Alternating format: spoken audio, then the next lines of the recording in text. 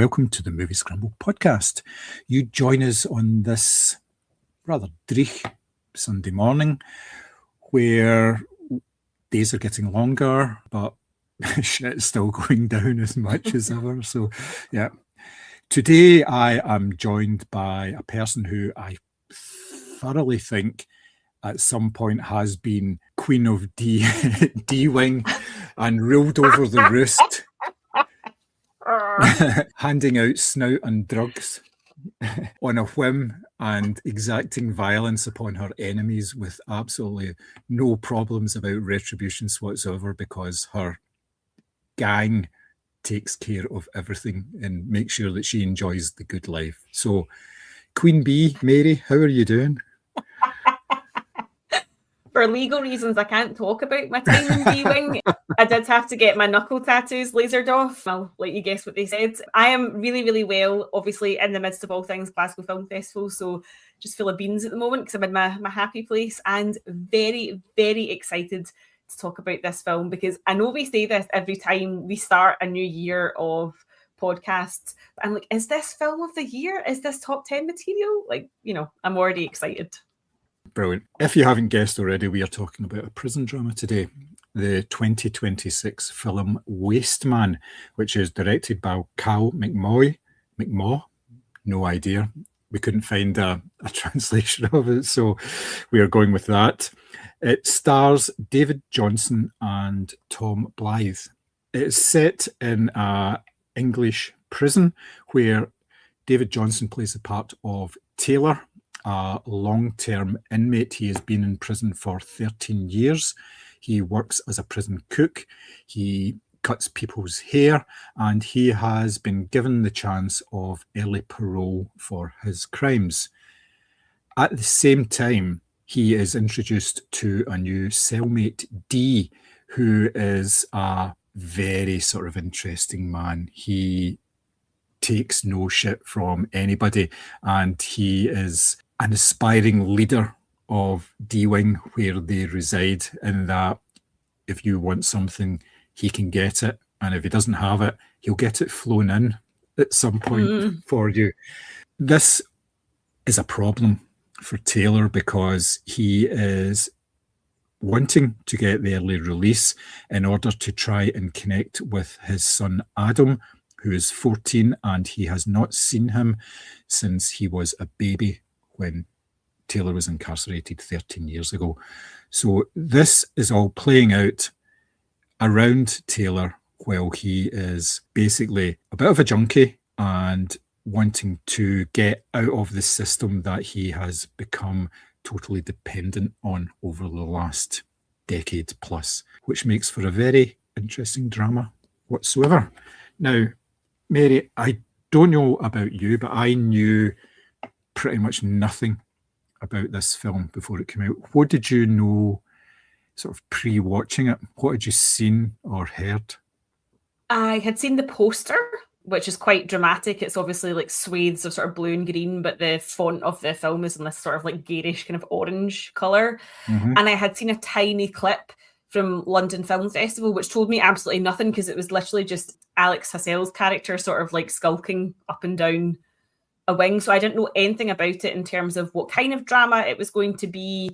I was drawn to it because from what I've seen David Johnson in, he's been brilliant, and therefore, given that he was sort of top billing for this, I wanted to go and see it. But going in, I had no idea as to, you know, was it going to be a sort of like tense, violent sort of struggle prison drama, or was it going to be one of those sort of like emotional redemption arc type of prison drama? I wasn't sure. But obviously, I'm sure we'll talk about the exact type of film that it is very shortly.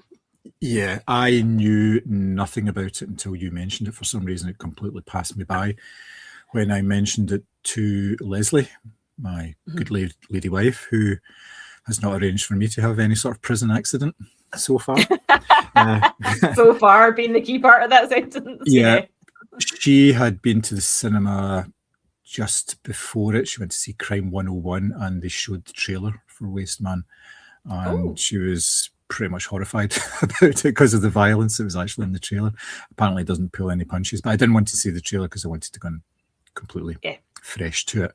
So all I knew was who was in it, and it was set in prison. That was pretty much all. So yeah, it was very interesting to see that. And there wasn't an awful lot of buzz about the film to begin with. I don't think it's one of these ones. Yes, it was at London Film Festival, it was at Toronto, but if you look at the IMDb page for the film, and usually for films that are getting a bit of a buzz and people are talking about them in a certain way, then you get all the sort of trivia stuff and you know, the connections and everything, actually, and there's nothing there at all. There's nothing about any members of the cast and everything. It's just, I thought it was just a wee bit weird in that sort of respect. But since it's come out, the two leads have actually been out promoting it and everything as well, being on podcasts and things like that and talking about it. So it obviously is getting there. So if you were to describe this film in one sentence for someone who's not seen it, what would you say? Oh, I don't know if I can do a full sentence. It's like feral, brutal, shocking, and anxiety-inducing. Like I struggle to think of another film that has made me feel so incredibly anxious from the offset. Like I feel like this is one of these films where anyone, no matter their star status, could have died at any given point during this film. That's how violent it is. And I think for a film to really keep you on your toes for that length of time and sustain it as well, it's not just like there's a few moments of like a little bit of violence here, a little bit of anxiety there. For something to just keep you on edge the entire runtime is quite a remarkable feat, because it basically, in the opening scene, which is made to look like it's shot on a mobile phone, it sort of sets out its stall for what you're in for the rest of the runtime. And yeah, there's just absolutely no let up whatsoever. So I don't know if I can do like a full sentence, but yeah, I feel like feral and shocking and anxiety inducing are the right sort of words there. That's the ballpark that I'm aiming for. Yeah, it's kind of the way I would look at it, sort of brutality with mundanity more than anything else. So yeah, but yeah, it's one of these films that, like I say, there is a certain amount of tension to it. Now, obviously, that tension comes from the story. So do you think the story, what did you think in terms of the story and how it was actually brought across? Because obviously this is a 90-minute film. This is not a long movie. So did you think it was like tight? Do you think it? Absolutely. As I said, like it sets out its stall from the very start in terms of violence. And I think I said in the review, it sort of grabs you by the throat and then doesn't let you breathe for the rest of its runtime. And I think that the characterization is really tight. The narrative itself is really straightforward. We know exactly who is who. We know exactly where they are in their prison sentence. We get a real sense from the beginning of the setup in terms of, you know, Paul, played by Alex Hassel, has been sort of running this wing for a long time. As you mentioned, Taylor does the kitchen, but he also does some haircuts. He's obviously on the verge of getting his life back, but as you've quite rightly pointed out, he's very institutionalized as well, but he's given like a few worksheets from the prison service to try and sort of get him back into reality. I think it just the writing is fantastic, and as I say, it goes straight into the story. You know exactly what you're getting, and the characters. That's not to say that they're cliched or sort of two-dimensional by any standard, but it just, as I say, Cal McMow sort of sets the stall out really early on, and yeah, 90 minutes, super tight for the entire time. I mean, I say I could have watched more of this. My heart probably couldn't have taken it, but it was so well done that I thought, what a brilliant debut. Yeah, it was very sort of pared back in that respect. The story focused quite clearly on a limited set of characters, so that it kept it tight. It didn't involve really anything outside. There was maybe one scene, two scenes outside of the prison, very short ones, but the rest of the time it was all just in there. So narratively it kept it going in that way, and there were sort of highs and lows within the story, but it did seem to try and sort of keep its tension more than anything else. Now, with a limited cast like that, and obviously just very few sort of locations, which character kind of stood out for you? Or characters, I should say. I mean, I think it's obvious to talk about how good David Johnson is in everything, quite frankly, that I've seen him in. But the way he sort of carried himself throughout this film, like he's not somebody who's swaggering down prison corridors and challenging someone to a fight. Like he can barely make eye contact with anyone. And you know, as my husband would say about me, he was wearing his shoulders for earrings. Like he carries his anxiety quite physically, and I think he said he'd lost like 30 to 35 pounds to play the role as well, because he wanted to show like he was an addict and the sort of like dire straits that he was in. So I thought he was fantastic, but I think the sort of shout out for the entire film really has to go to Tom Blythe as Dee. Now, I'm not familiar with his work at all, but the energy and the toxicity that he brings to this film is very, very palpable from the minute he walks into, I say walk, he barges into the cell, and he basically treats the prison officer like shit, demanding the rest of his stuff. You know, so from the offset, this is someone who is completely in control, doesn't give a shit about the hierarchy in the prison, doesn't care about respecting the prison officers, and is going to take over this room and indeed sort of Taylor's life, as it were.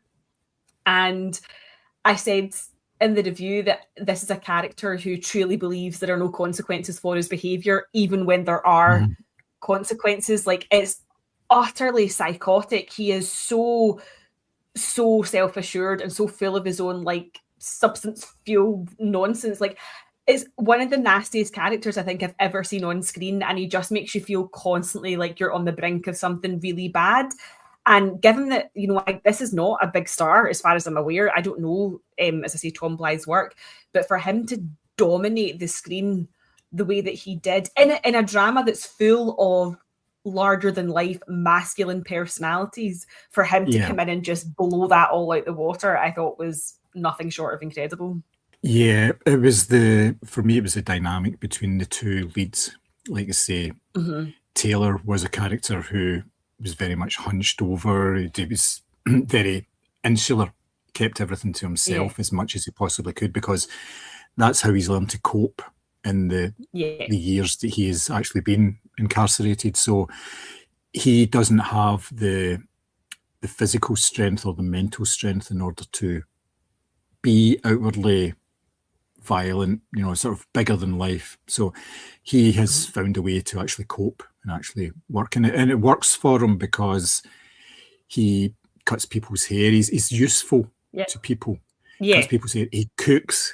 And you see him, like, they're actually cooking in the kettles and all that sort of stuff, because they're using that to make all sorts of stuff, like noodles and things like that. And it's shared. It's not just him and his cellmate, it's everyone around him. They all get a bit. So he's obviously well liked and regarded, but he keeps away from real interactions. He does what he needs to do to get by, basically. And then and because that character is almost like a bit of a void, you have the character of Dee comes in and he's larger than life. He's a menace. He's just, like I say, he completely overpowers everyone he speaks to. He cares nothing about what's actually the consequences of his actions, even when the consequences are brought home very, very clearly to him. It doesn't change him one iota. He's exactly the same person after that. And it's all just about being in charge. Yeah, I mean, he's still wheeling and dealing. He's still making phone calls. He's still organising drug drops. He's still organising, you know, presents to be given. Like, the fact that he's incarcerated actually means nothing to his life, because he's still doing the exact same shit that you imagine he was doing on the outside. I mean, it's really, like, quite remarkable in that sense, and that it seems like a bit of a laugh for him, whereas Taylor's just really desperate to get his life back together. Like, you know, he asks the parole board, like, what do I do if I don't actually have anywhere to go? And she gives him like a useless fucking leaflet for a hostel. And, and he wants to build a relationship with his son, and he wants to actually put his life back together. But there's a sort of notion that he has been kept in for too long, because Dee says to him, like, did you murder someone or whatever? But there's this kind of idea that the sentence has been super harsh for for the crime he's actually committed. Whereas Dee just sees prison as like a bit of a laugh, which to me is like just that psycho behavior, like, completely. Yeah, it's an occupational hazard. That's what it looks like to him. Yeah, it's just that he got caught, and it only had a blip effect on his criminal career. Like you say, he's still in contact with everybody.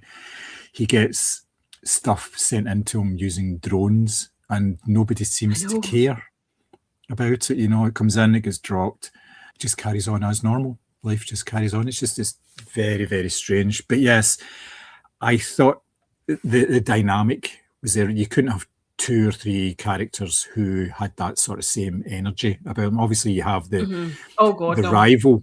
Yeah, you do have the rival dealer who almost seems more traditional because he's older. Your traditional bad guy.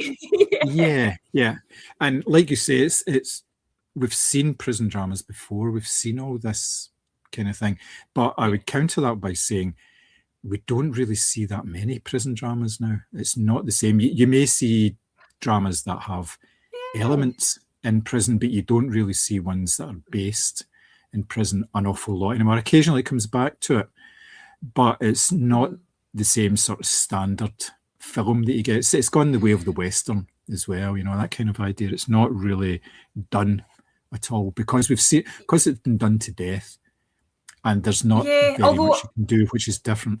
I will say that I've watched actually two prison dramas within the last year. One was Danish, starring Sophie Gribble. Very similar setup to this in terms of the level of violence.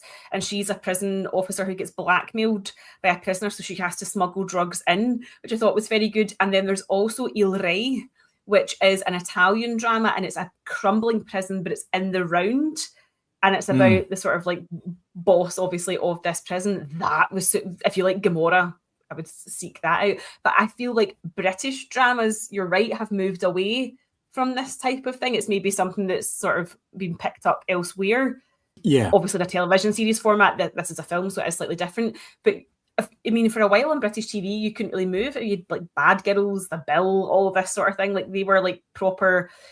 It's not something we do so much anymore. But this, as much as it's a prison drama, it's a sort of like a bit of a meditation on the system and also the human condition as well. Like, how do you survive these circumstances? I mean, like, I know for a fact I'd be dead on day one in that prison. Like, it's, you know, it's not an environment that I would survive in. So it is this notion of like the human condition and how you actually, in Taylor's case in particular, how he forces himself to be resilient, because you don't actually imagine he is quite resilient as a person. He's a small cog who's been caught and placed into a system that is, you know, could quite easily overwhelm him.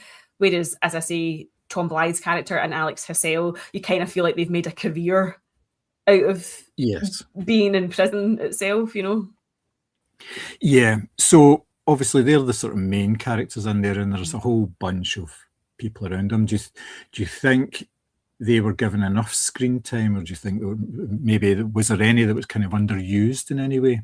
I mean, don't get me wrong, I would love to see more of Alex Hassel because I think he is a really powerful presence. But in the press interviews that I've seen with the lead three afterwards, they talked about how they did sort of keep the use of his character to a minimum as well to sort of enhance the threat levels, because he's always seen very still. So he's not someone like Dee who's chaotic and moving and gesticulating and grabbing at people. He's someone who just stands, you know, and his polo shirt and his prison joggies are quite neat. They're tucked into each other, and his shoes look new, and his hair, he's very fussy about his hair, about how it looks. He wants it to be slick.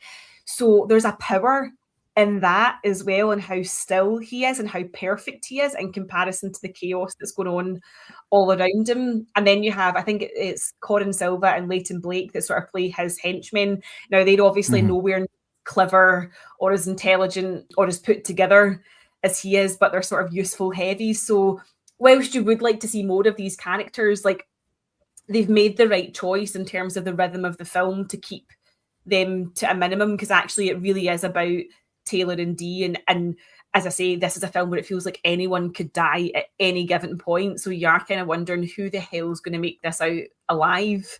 And it does keep guessing right up until the very end. So, yeah.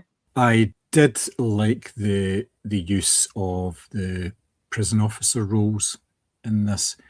They were quite sympathetic, I thought, which is quite unusual for these dramas, because usually you get the prison officers are almost as bad as the the inmates at times. And this wasn't the case here. Yes, they were hard, but they didn't react to any sort of provocation or anything. Like you said, when D is in his cell and he's shouting at the prison officer saying, "Oh, where's my stuff?" and all that, just get it and all that. So there's a certain lack of disrespect there, but they don't take it. It's just that's part of the daily job. That's what they do. And the sort of the main prison officer actually offers like wee bits of advice to Taylor, about getting out and things like that, and not lecturing him and not trying to sort of mentor him in any way, but it's just just to try and keep him going and keep things going. I would have liked to see a wee bit more of that, but it was probably proportionate. It would have taken too much away from the sort of central drama, I think, if there was more, but I thought it was nice to see. And they made reference to the fact that the prison was like greatly understaffed as well. So actually the lack of presence of the prison officers made sense just in the fact that there just wasn't enough of them to go round and check and all that. But you're right, he does sort of make the comment about like just get through your first week and sort of after that everything's going to be okay. And so he's not like, he's not offering the disrespect back that he receives. He's actually seems quite reasonable, if you want to call it that. Yeah. So you mentioned the opening scene earlier on. It was made to look as if it was shot using a mobile phone. What did you think of that choice in order to start the film?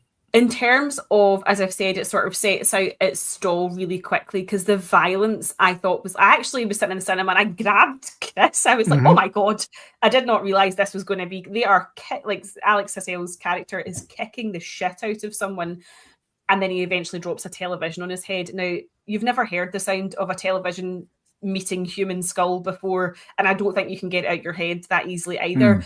And I think the choice to film it on a mobile, or make it look like it's been filmed on a mobile phone, is absolutely incredible. It's so clever because this is exactly what is going on in prisons. We've seen videos that have been put out of British prisons, US prisons, whatever, where it has been filmed on mobile phones, and it usually is people getting sort of beat up or selling drugs or doing drugs or whatever. So the fact that it placed you at the heart of it as if you were the one filming it, I just thought was a stroke of genius. And it just adds to that level of anxiety because you don't want to be in a room with any of these characters. This feels dangerous, like from the very offset. So I thought to sort of place the viewer at the center of it was, as I say, just really, really clever. And when he sort of moves away back into sort of like traditional camera work, it's very kinetic and it's very claustrophobic as well. So there's constantly this sense of like motion and intimacy and intrusion. And I think the choices that Cal McMahon makes here are just almost too good, quite frankly. Yeah, I did like the initial use of the mobile footage, and they obviously went back to that several times during the film. It's almost like breaks in between the smaller drama to show you sort of bigger picture stuff where shit's happening, or there's bits where maybe somebody's getting beat up, or there's bits of guys just actually exercising out in the yard and things like that as well. It just kind of breaks up the tension a wee bit, and you kind of need that with this film. But like you say, when they go to the main shooting style of the film, it shows the prison being completely dilapidated. It's run down. Like say, there's a lack of staff. It's horrible. It's claustrophobic. The camera is all over the place. You don't get sort of traditional two shots here very often. It's always moving. It's always doing stuff. It's almost like there's a junkie holding the camera because they're always moving, always twitching, always something going on. And it just adds to the feeling of you're kind of stuck in the one place. And they only use locations like cells or like the main sort of congregational area where they all sit and play cards and all that. And a wee bit of like the sort of outside yard. But even when you see the outside yard, it's usually shot from inside. Yeah. You see, they're shooting down because Taylor at one point is actually forced to become a drug runner, so he's actually picking up the tennis balls with drugs in them, or getting dropped by the drones and stuff like that. So it's all very tight as well. And then one of the elements of the cinematography is the fact that it's right in your face. They're very close up all the time. So you get these sort of micro reactions that all of the characters have when things are sort of going down, especially Taylor, and the way that he, if you did it sort of from a mid shot, he would look very placid and still, but when it's actually close up on him, you can see that he's fucking terrified all of the time. He never seems to get away from that state, and that's part of the reason why he uses drugs to try and have an escape. Obviously, he's got a long history with drugs because he was a drug dealer at one point as well. But it's the sort of the micro reactions that you see only on the close-ups that really sort of bring to you that, you know, this is an absolutely horrible life. The way that they are set up and the way that they've basically been left to fend for. You kind of feel they've been left to fend for themselves because of the lack of presence. Yeah, it's really, really powerful. I think it works really, really well. Yeah, I mean, I think that for David Johnson's character in particular, as you say, those micro reactions, but also like what I noticed was like his hairline was constantly like covered in like beads of sweat as well, and it was like this sort of like dysregulation that was happening within him, not just because of the drugs, but because, as you say, like this horrible existence that he has essentially been forced into sort of finding a place in. Like it's that notion of like he's just constantly sweating, he's constantly anxious. Like it was so well done.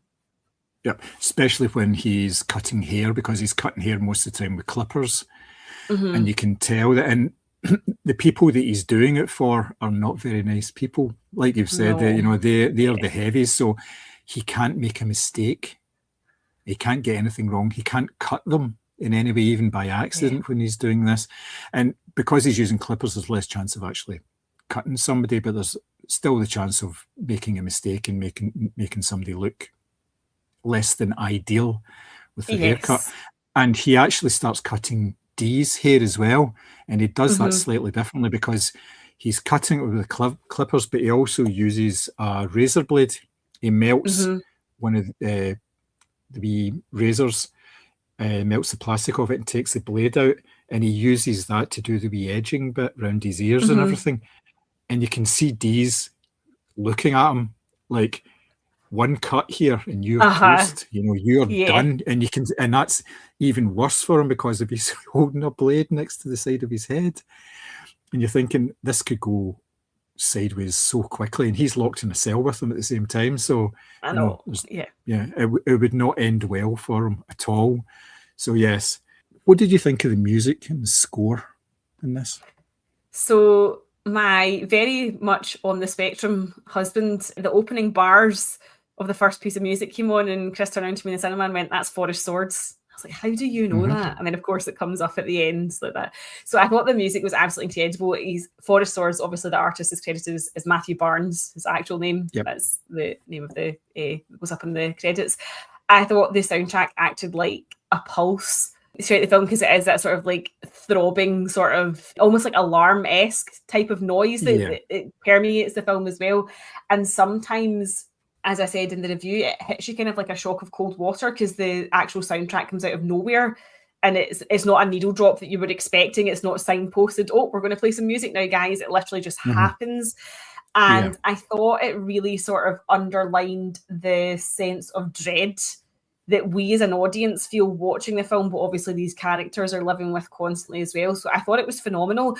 As I say, I've never heard of Forest Swords before, apologies, but I did actually go and look at some of his music afterwards, and I was like, oh, this makes perfect sense why they've chosen someone like that to create the soundtrack to match. I mean, because you could never have had like, you could have had no soundtrack maybe, but you could have never had something like gentle like strings or piano, whatever. You want something that's going to come in with an absolute smash the way that the character of Dee does, and the score here definitely does that.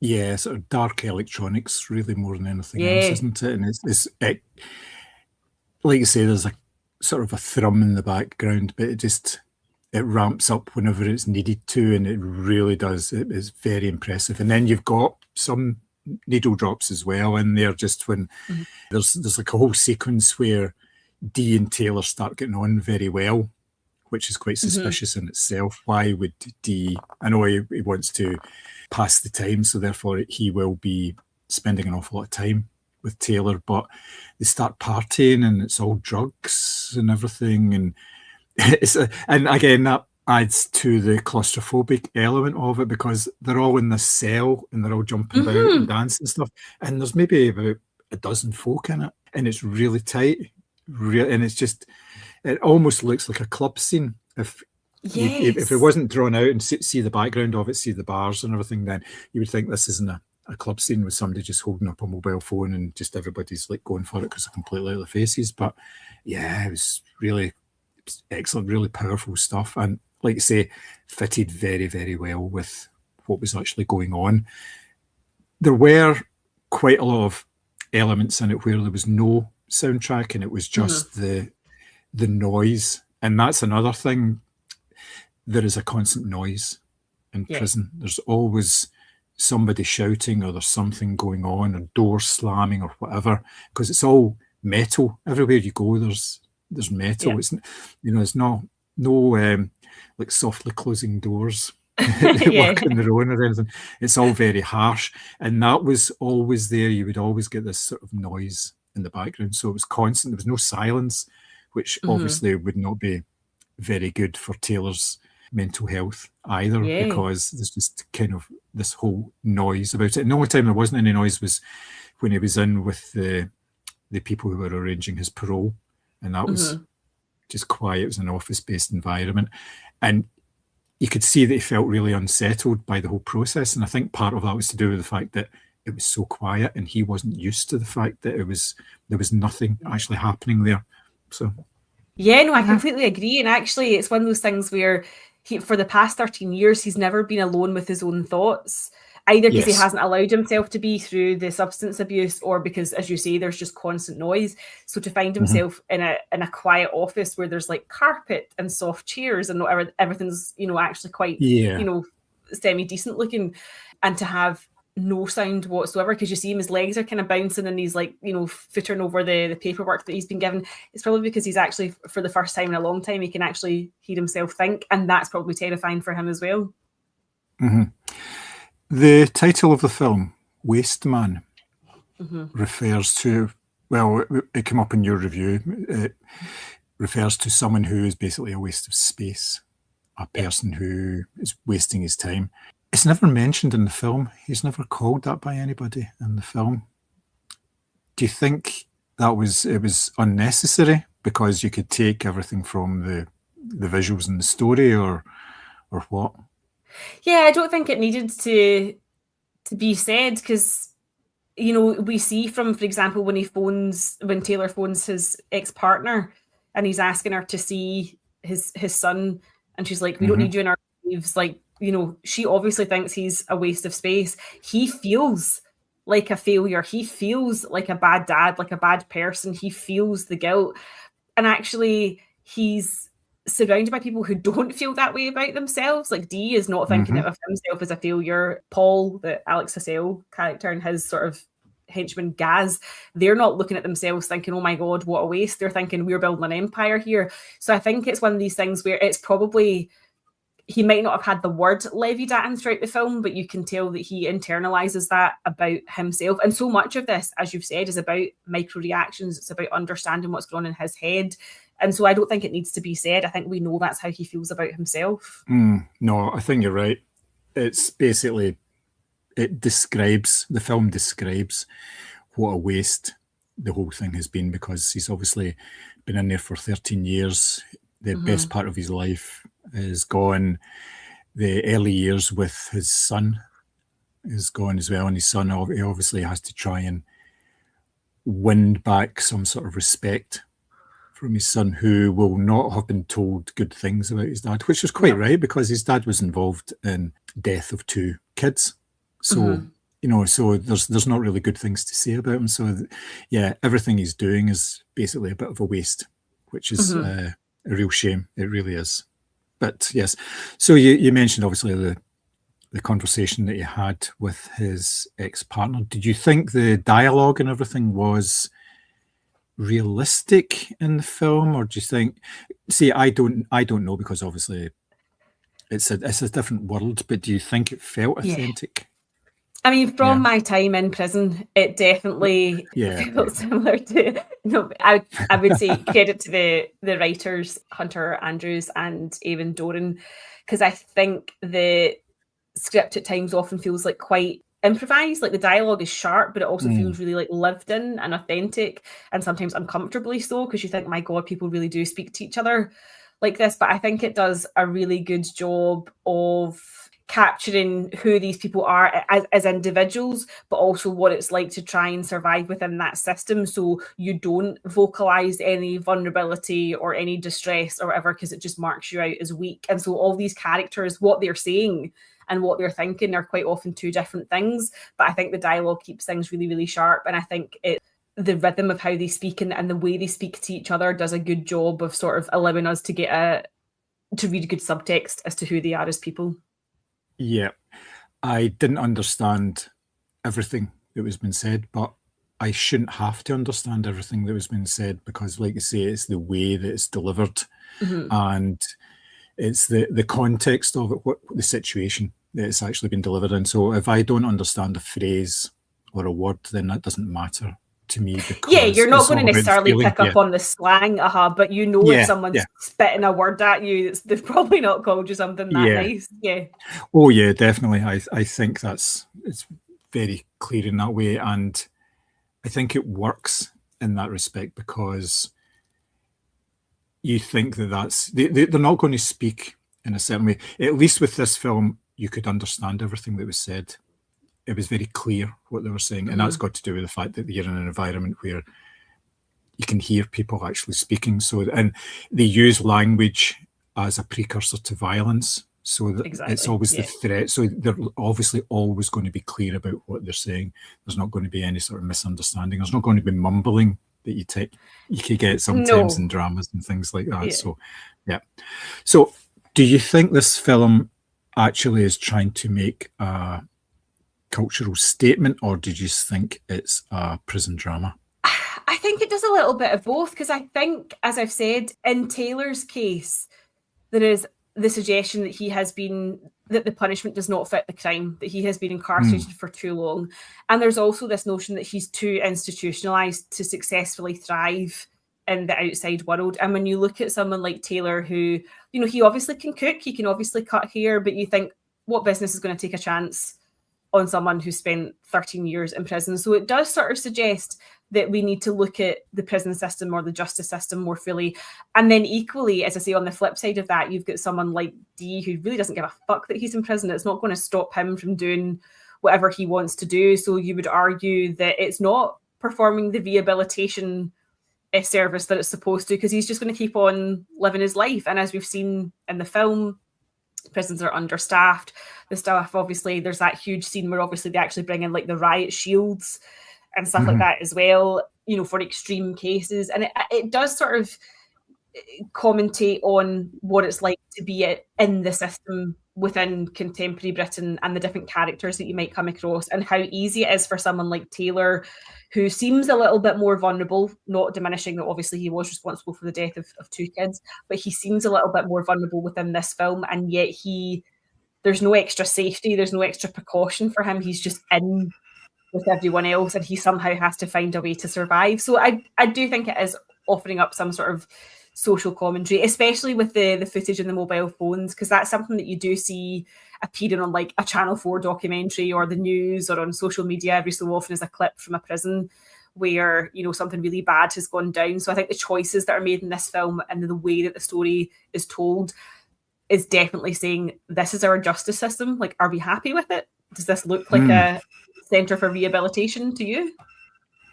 Yeah, no, I think you're right. There's a bit of a mixture in there about, it is basically laying out what prison life is like for an awful lot of people, and I don't think that's really been disputed by people when they've been talking about the film. But yeah, it does work on its own merits, just as a prison drama as well. I think it works really well in that sort of respect. With the character of Taylor, again, he is very sort of closed off, and there's a nice wee scene towards the end. Obviously, everybody knows everybody else's business if they want to. So everybody knows that Taylor's leaving. But on the last haircut that he gives the two guys, he actually has almost like a human conversation. They're not threatening him. All the previous times, it's like, you better get this fucking right, don't make me look bad or anything. But one of them actually has a conversation with him about his son. He says, oh, I hear you've got a son, and you're getting out in a couple of days. And they didn't know anything about Taylor's son. And Taylor, in response, feels that he has to say something. He says, oh, you got kids? And he says, oh, yeah, I've got kids and all that. And he's never asked these people that he spent years with what their lives on the outside are like. He keeps very much to him. And that's obviously like a very sort of spot on for the character. He doesn't get involved. He stays in the background as much as possible. I thought that was excellent because it showed that there is a sort of human element to the characters at the same time. And the two guys that he was cutting hair for the last time weren't jealous of him. They didn't try and fuck him up before he went out or anything. It was just like, oh, good on you. Yeah, you've got a chance. Oh, you've got a kid. Brilliant. I thought that was really well. That worked so well for me in terms of like the whole sort of story arc and everything. Was there a scene other than that you thought kind of worked as well? Oh, that's a good shout. I think the scene where he first gets the phone call from his son, because obviously he finds his it looks like Instagram. They obviously don't name it as that, but he finds like what looks like his Instagram. He kind of realizes that his son's like a young man as well, which is what you can see in his face is quite a shock to him. And he sends him a message and he gets that first phone call and, his son comes on the phone. And he's like, oh, I kind of thought it was someone from school bamming me up. But they don't really ask each other anything like serious because there's not the time, because obviously it's a smuggled mobile phone. So it's a quick phone call, but it's the joy on Taylor's face when he actually hears his son's voice. And it's probably the smallest pocket of joy that he's had in the past 13 years, but it means everything to him. And in his head, that is the future. It's the chance to build this relationship with his son, sort of regardless of what his ex-partner says. And I thought that made me feel actually really hopeful for him as a character, that maybe he could go out and he could make something of himself and he could turn his life around purely because he really wants to have this connection with his son. But it was a smile on his face when he actually heard his voice. I thought, oh, that's going to break my heart if this doesn't work out. You kind of always wanted an update. Like, what happened? Did they connect with each other? So yeah, I thought that was a really a little gentle moment in amongst all of this absolute chaos. You really do start rooting for him at that point, do you? Yeah. Don't you? You just, more than you were before. Even before you were kind of going, yeah, I hope it all works out and everything. But you just don't know. Like you said earlier, anybody could die at any moment in these sort of situations, especially since one of the first images you see is somebody getting a television dropped in their head. So yes, and then people laughing about it afterwards. I know. That's and then when you see that character later on, he's like in the dinner queue or something, and he's all scarred up and he's various sort of, and it's like, sorry, you've just put him back in to the situation that and that really shocked me as well, because it's like, why would he be going back in to a wing that have just kicked the shit out of him? And that in itself kind of makes you shocked about, oh wow, you really don't give a fuck about these people, do you? They're just it's very much just a system. It's so dehumanizing. And you're right, those conversations about oh, you've got kids, part of it is a survival mechanism of not giving too much away about yourself, but part of it is the dehumanization that occurs when you're in a system like that, so you don't talk about yourself in normal human terms. Absolutely. Yep. So the big question, would you recommend this film, and who would you recommend it to? Yes. I would recommend this film to everyone who has functioning eyes that would go to the cinema. I think it's brilliant. I think this could be top 10 of the year material. David Johnson, just magnificent in everything that he does. But Tom Blythe, where did you come from and what are you going to do next? Because you blew me away in this film. I just think if you enjoy something that really sort of grips you from the offset and keeps you on the edge of your seat throughout, this is the perfect film for you. What a fantastic feature-length debut this really is. Yep, absolutely. I would heartily recommend this film. Not so much for people who are a bit averse to violence on screen, because the violence is violent, it's brutal, and it comes out of nowhere, and it's not glamorized in any way. You're not getting any sort of high kicking. This is just people kicking the shit out of other people and using whatever is around in order to hit them with things as well, and filming it at the same time. It's not for people who are squeamish in that sort of way, but for anybody else, yes, I would definitely recommend this movie. So there we go. That is our review of Wasteman. It was briefly in the cinemas. I think it's probably I hate that word, briefly. I know. It's finished its run. When I saw the film, there was only another. I saw it in the Friday opening of the film, and there was another 8 people in the Showcase cinema at the same time as me. It was not popular at all, which is a real shame. But hopefully it will find its home on a streaming service and help to further the career of the 2 leads. Not that David Johnson needs any help at the moment. He's knocking it out of the park.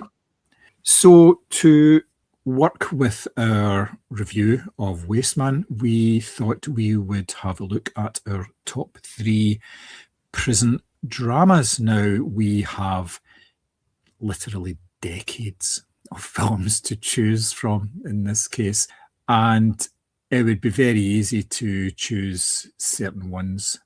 I have avoided certain ones that I know and love, but I didn't want to talk about because it's the kind of the obvious choices. But you'll probably find that our choices are quite interesting, I would imagine. So Mary, no pressure.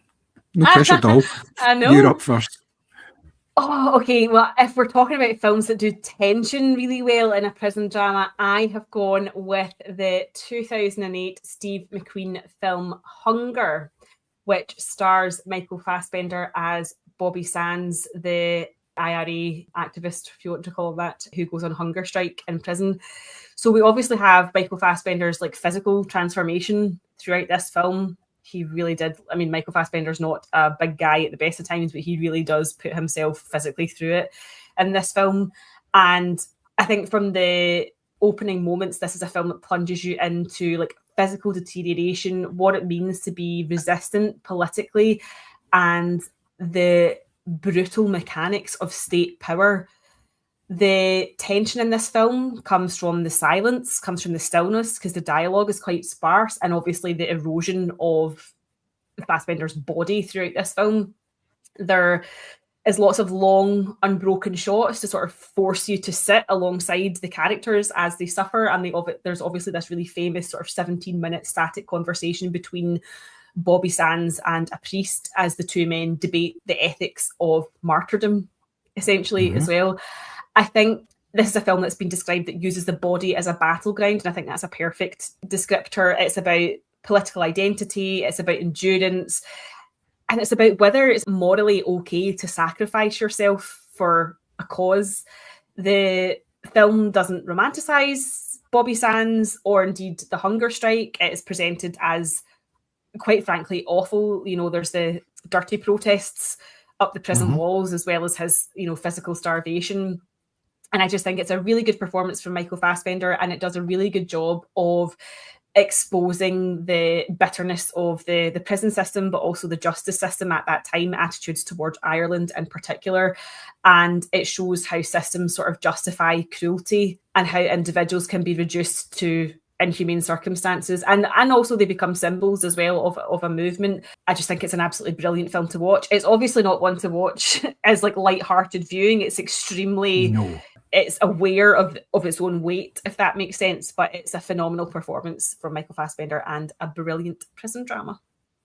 Yes, it falls into the category of film that we have talked about before in One and Done, because you don't really need to watch it a second time because it's brutal. It's a brutal film to watch, and so it should be. Yeah, like you say, it's telling a story and it's exposing a system which is wrong, and there's no way that they're going to change it anytime soon, because it's a system that to a certain extent still works as well. And obviously circumstances have changed in terms of we don't have the same sort of political prisoners, or as they like to be called, political prisoners, but the system is still in place, and you still have people going on hunger strike. Of course you do. Not with the same things. That's still happening especially with everything that's going on in the world now. But yeah, very, very good choice. Thank you. My first choice is a 1962 film, Birdman of Alcatraz, directed by John Frankenheimer. Stars Burt Lancaster, Cal Morden, and Thelma Ritter, and an early appearance by Telly Savalas with a bit of hair as well. Tells the story. I didn't know this when I watched this film years ago, and I watched it maybe about 2 weeks ago in preparation for this because I've got a DVD copy of it. It is a largely fictionalized version of the life of Robert Stroud. He was incarcerated as a young man for a murder in Alaska, I think it was. His mistress was beaten up by this guy, and he retaliated and he killed the guy, and he was put away. And when he was in prison, he was a very angry prisoner. He did not do it. It was very like D in that sort of respect. He had no respect, or he didn't hold himself back in any way. And he ended up in a situation where he actually killed a prison guard. So he was sentenced to solitary confinement for the rest of his natural term. I don't think there was any chance of him really getting out at all because the fact that he was such a bad prisoner, and then he obviously committed this horrendous murder as well. So when he's in solitary confinement, he's in his cell for 23 hours a day and allowed 1 hour's exercise. And one day when he's out exercising, he sees a small chick in the prison yard, and it's obviously fallen out of a tree, which is close to his cell. And he takes it in, starts to look after it, feeds it, and learns a bit about the bird. And then from there, he starts to look after other birds and become a bit of an authority on them. And it's all about his life, how he actually, he wasn't a clever man in terms of like book learning, but he could understand things, and he was able to educate himself on all sorts of things. And he worked on diseases for birds and things like that. So I actually turned it all around. And obviously this character is played by Burt Lancaster, who you're obviously going to relate to right away.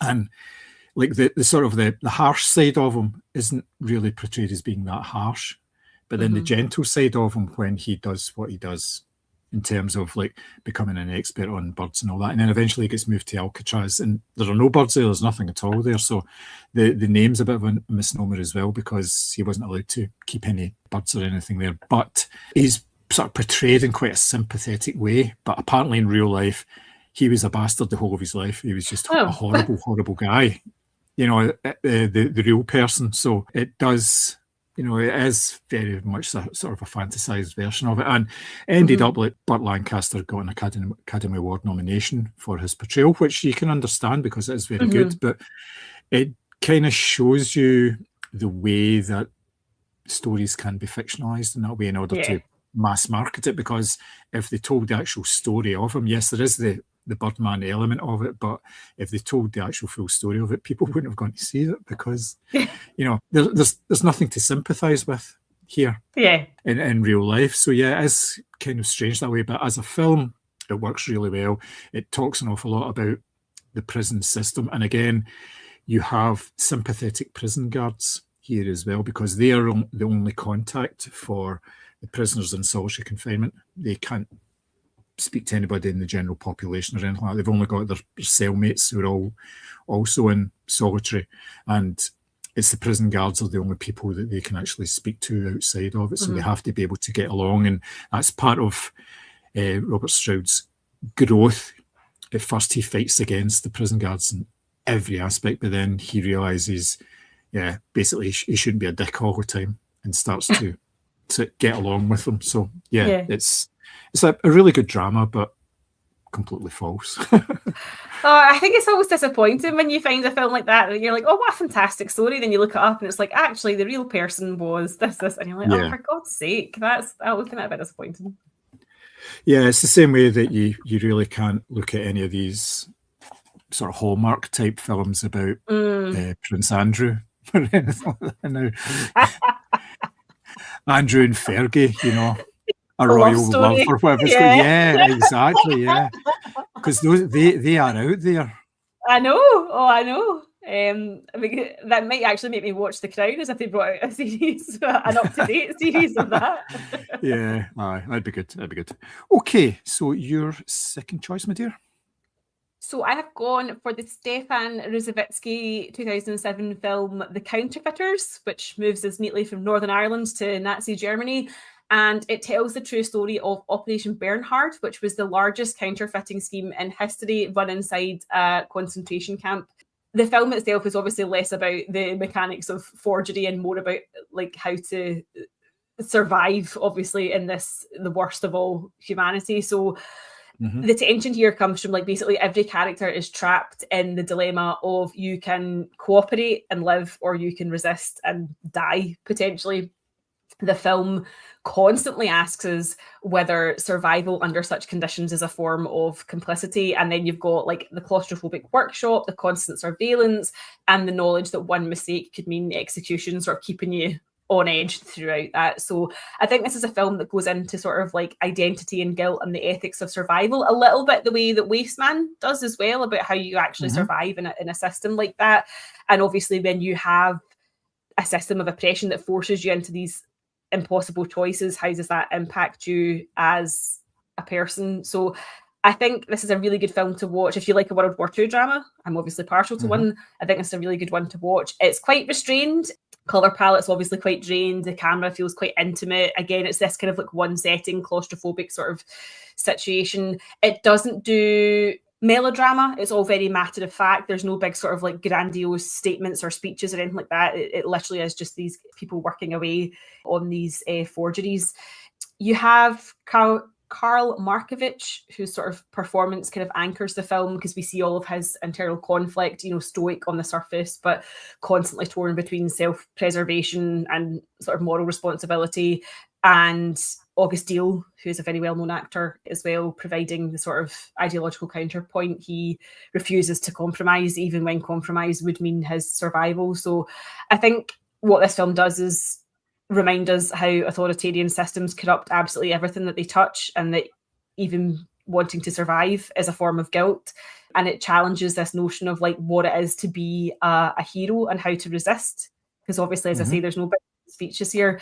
And yeah, I think, as I say, it's quite unusual wee film. I think it's one of the more sort of unusual World War II films, but definitely worth seeking out if you can and giving it a watch, because it's a great film. Sold it to me. I've not seen the film, but I'm definitely going to go and have a look for it now. That sounds fantastic.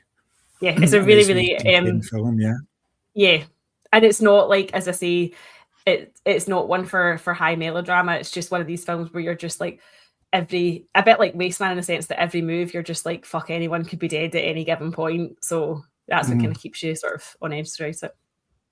Nice. Oh, really good. My second choice is the 1985 film Kiss of the Spider Woman, directed by Hector Babenco and stars William Hurt, Raul Julia, and Sonia Braga. It's based on a novel of the same name from 1976. It's an Argentinian novel, I believe. Oh. It's set in a Brazilian prison during the time of the military dictatorships. It was actually released only about 3 months after the Brazilian dictatorship ended in the 80s. It's the story of two prisoners who are in the same cell together for very different reasons. There is a leftist journalist who has been put in prison because the authorities want to know who his contacts are within the leftist movement, and he is being regularly tortured in order to find out the information, which he is not giving up. And alongside him is an openly gay man who has been incarcerated because he was accused and then found guilty of having sex with a minor. And that was obviously not thought well upon. So the two share the cell together, which is different to regular cells in that the bars also have a metal covering over them, so they can't actually see out of the prison cell at all, whereas the regular ones for the non-political prisoners just have bars on them, so they actually have a certain amount of light. And it's just the two of them in there pretty much all the time. They do not get out. from it. There's no like 1 hour recreation time. This isn't that type of prison at all. So in order to pass the time and to take their minds off of what's actually going on, especially in terms of the political prisoner, because he is obviously in a great deal of pain from the beatings and stuff. The other prisoner starts telling him stories, and he starts talking about a film that he remembers very fondly, and it's this romantic drama that he's talking about, which actually turns out to be a Nazi propaganda film that he saw. But he kind of skirts over that, and he gets called out on it a couple of times. He's told, "Wait a minute, that's a Nazi propaganda film." And he goes, "No. Well, I didn't take it in that way."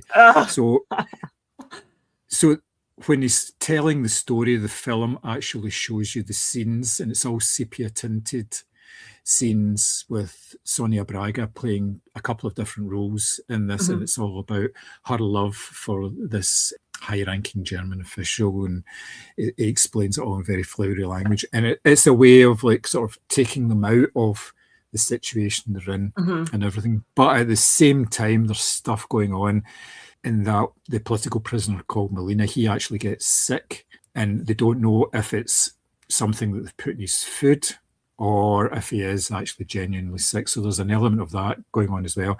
And there's also an element of the gay guy as well, who had this relationship or tried to have a relationship with somebody he met in the outside, and there's elements of that getting added to it as well. So there's like various things mixed in it, but the core of it is these two guys are stuck in a cell together, and at first they don't trust each other because they don't know each other, but then the Molina starts opening up a wee bit more and talking about things, and it basically helps to pass the time. Now, obviously this film lives or dies on the two main performances because they're on screen most of the time now.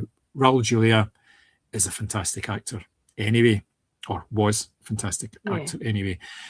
William Hurt, I have never seen a performance like this from William Hurt in the time. He's like a fete all the time. He's wearing like flowery robes and things like that, and he's very upfront, I am a gay man kind of idea, and he's brilliant at it.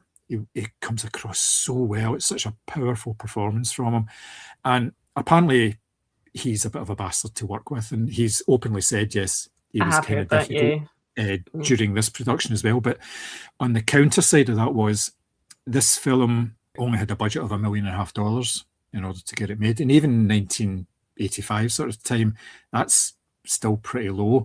So they were basically working for nothing at all. And at one point, William Hurt and a couple of assistants on the film were kidnapped.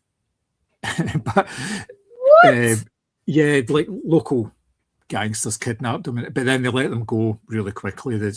But he didn't tell the production in any way that this had actually happened, because he knew that the production would be shut down and there would be a police investigation and everything. So he was very much he wanted to do this role, and obviously it was very good. He won the Academy Award and the BAFTA for the role as well. So it obviously was recognised as a powerful role. But this is a sort of a prison drama where you're not really seeing anything to do with outside of the prison. It's all sort of centred in this dark and murky prison cell. It's reasonably spacious because they've got room to sort of sit outside of the bunks and everything. It's not like the one in Wasteman, where it's like a sort of 6x4 or 8x4 sort of prison cell. It's a little bigger than that. It's obviously meant to house more prisoners, but they keep the politicals and the problematic prisoners separate from the rest, because you don't want the political prisoners actually being in contact with each other, because then they could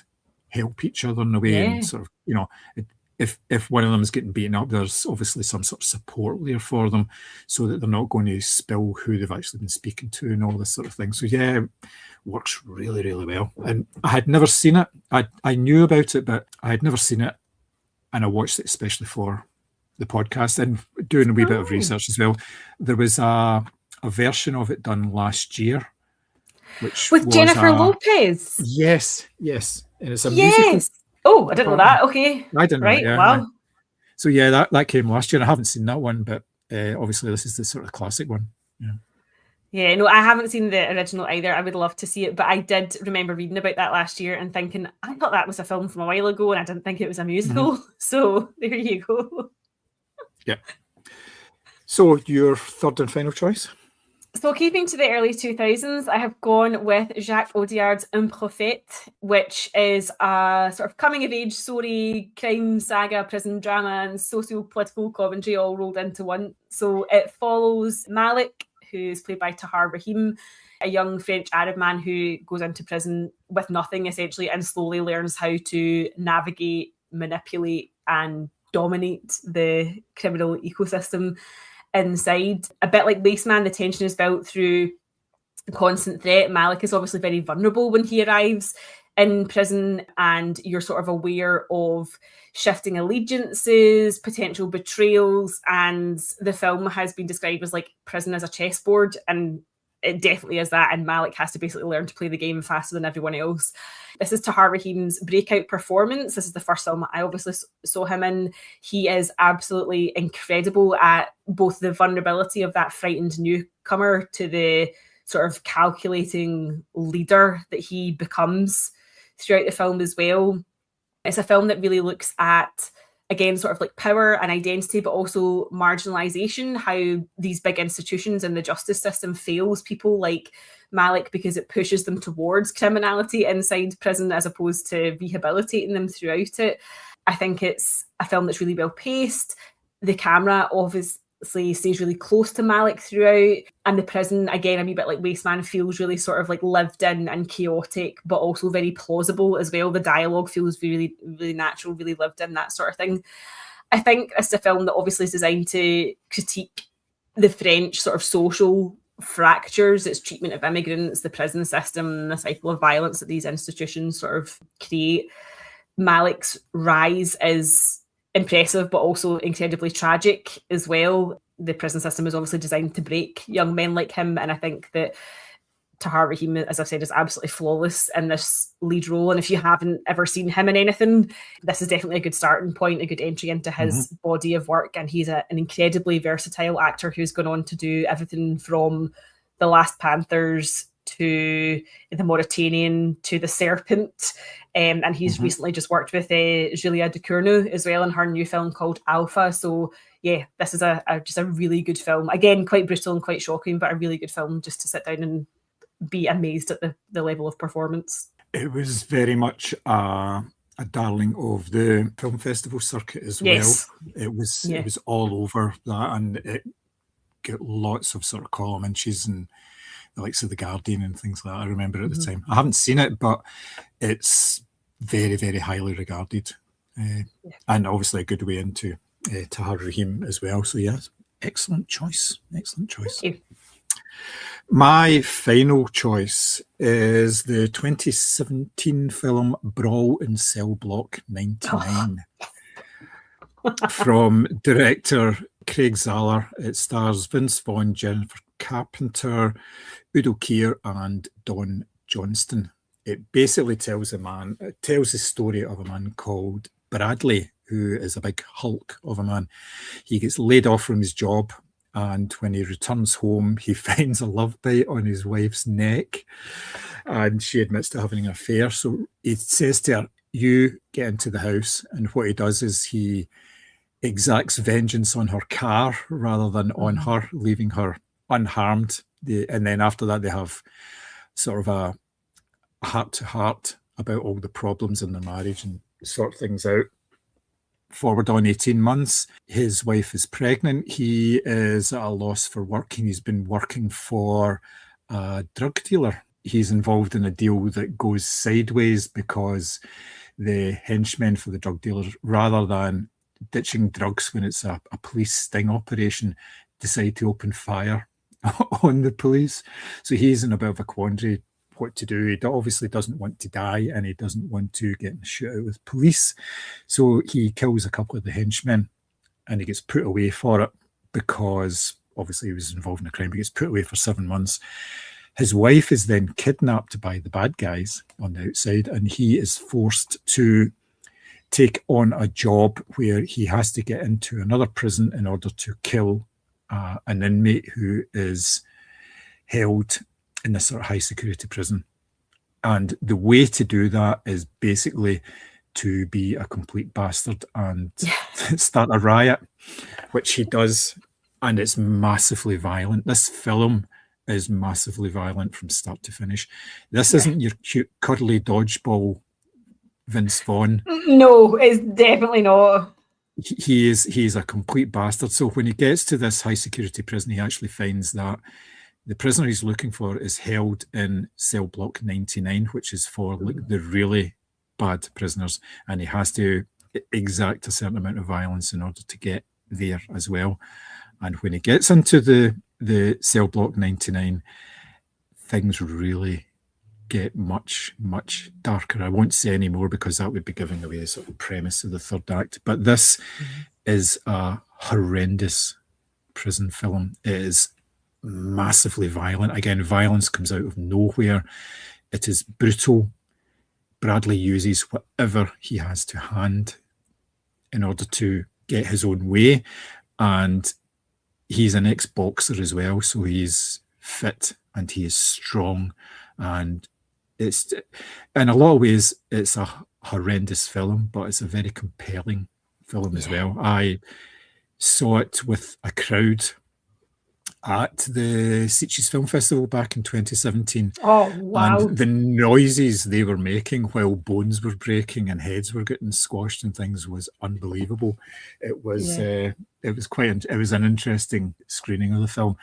And for all of the violence and the terror in it, the whole underlying theme is the fact that he wants to look after his wife. He wants to get her back and make sure she's okay and her unborn child is okay as well. So it's like, yeah, you can understand that's the only tools that he's got in his arsenal in order to do that sort of thing. So yes, it does kind of work in that way. And it was such a interesting film to see because I'd seen Craig Saylor's previous work, Bone Tomahawk, the Western film, which is really worthwhile seeking out as well. Not so much the one after that, Dragged Across Concrete with Mel Gibson in it and Vince Vaughn.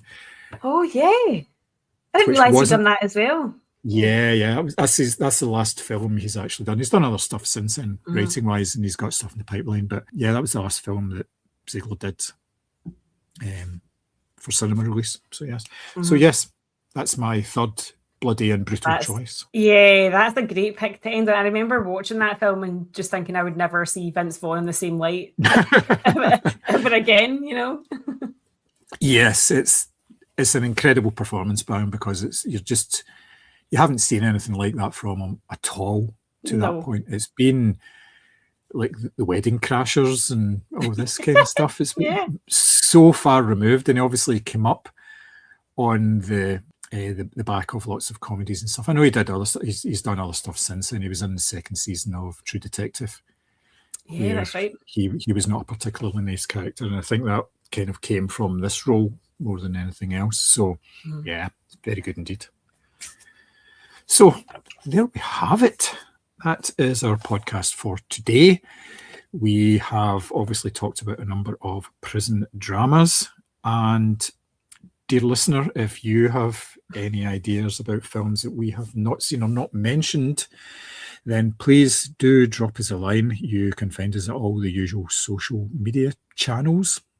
I suppose, channels is as good a word as any. Just search for Moviescramble. We are on them all. If you want to send us an email, then please do get in touch. It's podcast@moviescramble.co.uk. We do reply to messages. There was a couple of messages on, I think it was Instagram, and I have replied to a couple of messages on there from people. So that's been quite nice as well. So just wee comments and everything. So please keep it up. It's very much welcome to know that as we holler into the abyss, that there is actually somebody else there as well at the same time. So we shall return soon, and we will have another film where we will discuss, or it may be the next film in our new marathon. We shall wait and see. We like to keep a bit of suspense. Even we don't know what we're doing. So all it remains to say for myself is cheerio. Bye.